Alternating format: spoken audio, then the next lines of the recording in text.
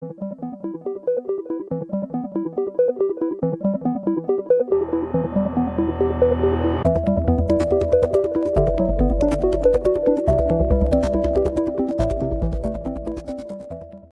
now let's talk, tangentially connected to Louis Farrakhan is John Lewis. So John Lewis was a civil rights leader and a U.S. House representative, and he passed away on the 17th of July. So John Robert Lewis, let's read some of his Wikipedia for you. John Robert Lewis, born February 21st, 1940, passed away July 17th, 2020, was an American politician and civil rights leader who served the United States House of Representatives for Georgia's 5th Congressional District from 1987 until his death in 2020. Lewis served as the chairman of the Student Nonviolent Coordinating Committee from 1963 to 1966. This man is a community organizer. This is what I'm talking about. So in the early 60s, the late 50s, early 60s, there was such a tide of change happening in America. There was such a tide of coming together, coming up with new solutions, being frustrated with the way things were, and people were standing up and making a difference. And all of these different groups, these political groups, these activist groups, and these community groups started to pop up across the states. And it's fascinating to learn about the history of these groups in America. Absolutely fascinating. What caused them to start, and what did they do?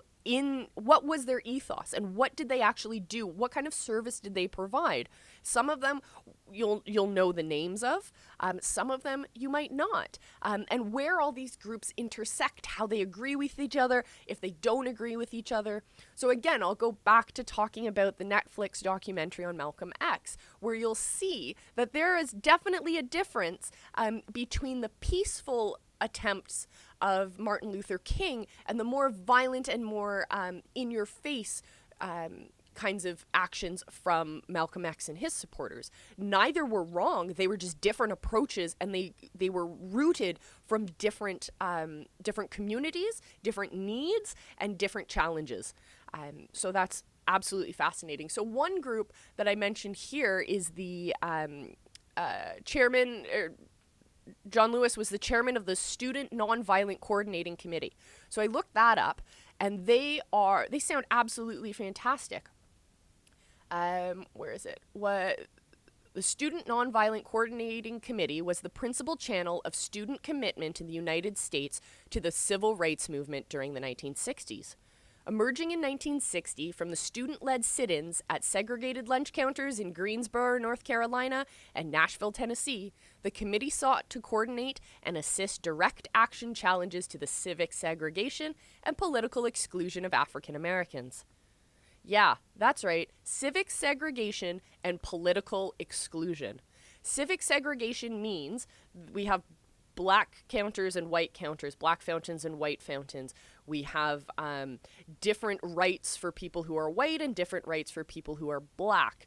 It might even be black polling stations and white polling stations, where white polling stations, maybe there's 3 times as many, and they are much more accessible. And then having ones in black communities in far off areas with no public transit, etc., etc. Like, we're still seeing that kind of stuff right now. So it's so important to understand the history, what's happened beforehand, and how we can draw similarities to what's happened in the past, so we can start taking action so that we don't have this stuff continuing on in the future. Political exclusion, on the other hand, is saying black people can't run for government. Yeah, I'm sorry. I do not understand how the level of melanin will determine whether or not someone is a good or bad representative. I don't know. I don't think the color of their skin necessarily will make them a good or bad representative, but their lived experience of what that skin color has meant for them in their life, that will definitely determine how well someone can represent someone. Do they have the empathy? Do they have the political chutzpah? Who knows? lots of different things there. But the SN, or the Student Nonviolent Coordinating Committee, was also in some ways connected to the Black Panther movement, and then was dissolved once they connected to that. So I definitely recommend checking that out, because when you're looking at this stuff, you're also seeing how it's tied into anti-war movements and the anti-Vietnam movement that was happening in the 60s as well. You're looking at not only Black power, but you're looking at racial issues, you're looking at educational issues, you're looking at voter access, you're looking at engagement in your community, you're looking at social structures, you're looking at how we treat our elders, and how we've set up our system to take care of our older workers who have contributed to their communities and are now stepping back to enjoy the fruits of their labor. All of these are tied together. So understanding our history, and especially the histories of those who have stood up, those are going to change the world. Just saying. We also see that John Lewis was an integral member of the March on Washington for Jobs and Freedom, which was also known as the March on Washington or the Great March on Washington. It's not the Million Man March. That's a Louis Farrakhan thing that happened in the 90s.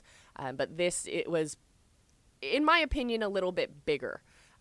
It was held in Washington on August 28th, 1963, and the purpose of the march was to advocate for the civil and economic rights of African Americans. At the march, Martin Luther King Jr., standing in front of the Lincoln Memorial, delivered his historic "I Have a Dream" speech, in which he called for an end to racism. Interesting fact about that speech, I heard that he actually hadn't written the speech. He really just came up with it on the spot out of his heart. And I think that, even just thinking about it is a little bit emotional for me. That was such an impactful speech. The march is credited with helping to pass the Civil Rights Act of 1964 and preceded the Selma voting rights movement, which led to the passage of the Voting Rights Act of 1965. Yeah. So Representative John Lewis has passed away, but he has left the world a better place. Yeah. Oh. So I hope that you guys are inspired to do bigger and better things in your lives because of those kinds of people. I need a break for some tea. Give me a sec.